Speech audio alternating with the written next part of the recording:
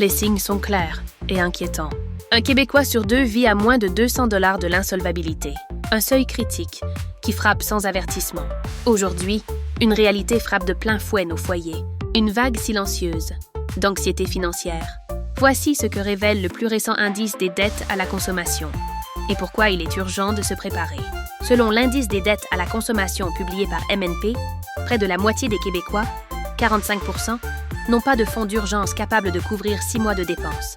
Un syndic en insolvabilité, œuvrant depuis plus de 30 ans, confie « Je n'ai jamais vu autant de personnes à seulement 200 $ de l'insolvabilité. » Imaginez une augmentation du coût de la vie, une facture imprévue, un problème mécanique avec votre voiture ou une urgence médicale. Pour la moitié de la population, cela pourrait suffire à basculer vers la crise financière.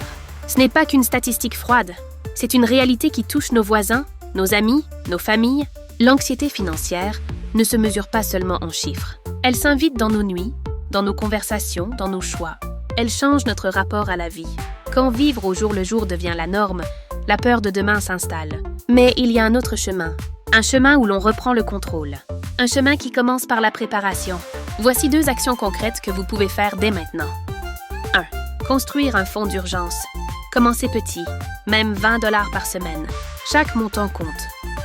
L'important, c'est de créer un filet de sécurité. 2. Réduire vos dettes à intérêt élevé.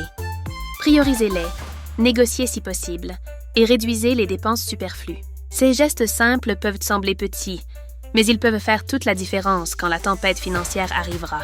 L'anxiété financière gagne du terrain, mais elle ne doit pas vous définir. La préparation, c'est reprendre votre pouvoir. Commencez aujourd'hui, parce que demain, il pourrait être trop tard. Préparez-vous, protégez votre avenir.